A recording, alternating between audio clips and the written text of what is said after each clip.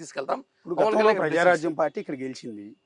మంచి మెజార్టీతో చిరంజీవిని ఎమ్మెల్యేగా గెలిపించారు. 18 ప్రజారాజ్యం పార్టీ ఆవిర్భావం కూడా తిరుపతిలోనే అవును అవిలాల చేశాం. గ్రౌండ్లో అవును, అవును. జరిగింది. అంత చరిత్ర ఉంది మీకు పవన్ కళ్యాణ్ గారికి, చిరంజీవి గారికి తిరుపతికి మధ్య ఉన్న అనుబంధం.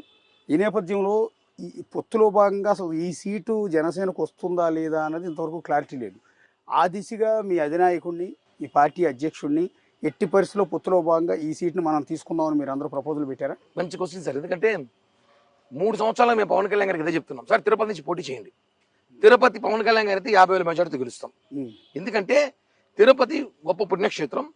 భారతదేశంలో ఢిల్లీకి ఎంత ప్రాముఖ్యత ఉందో తిరుపతికి ఎంత ప్రాముఖ్యత ఉంది. Protocol place.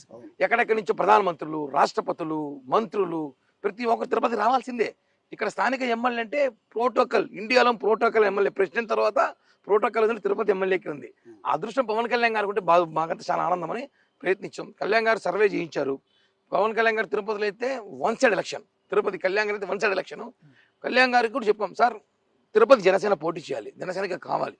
ఇప్పుడు జనసేన తీసుకుంటున్న భవిష్యత్తులో కూడా, ఎందుకంటే ఇది మెగా కుటుంబం సంబంధించిన సీట్ ఇది. చిరంజీవి గారు 18,000 ఓట్లతో గెలిచాడు. తర్వాత చిరంజీవి గారు తిరుపతి చాలా చేశారు కూడా, చాలా మంది తెలియదు ఆ విషయం, మాకు తెలుసు. చిరంజీవి గారు తిరుపతికి ఏం చేశారు మేమంతా దగ్గర నుండి చూసాం కాబట్టి. తర్వాత ఇక్కడ సామాజిక వర్గం కూడా 60,000కు పైగా ఓట్లున్నాయి. కాపు సామాజిక వర్గం 1 సైడ్ పోలింగ్ 60,000కు పైగా. ఇప్పుడు ఇంకో ప్లస్ పాయింట్ ఏమంటే కాపు సామాజిక వర్గం, కమ్మ సామాజిక వర్గము 75,000 ఓట్లు స్టార్ట్ అవుతుంది. స్టార్టింగ్ ఓట్లే 75,000 అవుతుంది. స్టార్టింగ్ ఇంక ఎలక్షన్ ఇంకా ఎవరికి ఇచ్చినా గంప గుర్తుగా పడుతుంది. ఇంక ఎస్సీ ఎస్టీ బీసీ మైనార్టీలు, పవన్ కళ్యాణ్ గారితో అభిమానులు ఆల్మోస్ట్ 1.5 lakh పోలింగ్ మాకు ఖచ్చితంగా జరుగుతుంది. కాబట్టి తిరుపతి గెలిచే సీట్ని పవన్ కళ్యాణ్ గారికి చెప్పాం. ఆయన ఆలోచిస్తున్నారు. కళ్యాణ్ గారు నిజంగా చెప్తున్న జనసేన సీటు కావాలి, ఇది అవకాశం ఇస్తే ఖచ్చితంగా పోటీ చేస్తా, తిరుపతి గెలిచి చెప్పాం కదా మీకు ఈ క్వశ్చన్ చెప్పా, ఎంత ఈజీగా గెలుస్తాం తిరుపతిలో. అంటే మీరు ఇంటర్నల్ మీటింగ్లో మీరు పవన్ కళ్యాణ్కి అత్యంత సన్నిహితంగా ఉంటారు. ఆయనకి అలా మాట్లాడిన సందర్భంలో ఖచ్చితంగా ఈ సీట్ని మన పొత్తులు అడుగుదాం అన్న మాటని పవన్ కళ్యాణ్ గారు కళ్యాణ్ గారికి చాలా సార్లు చెప్పాం.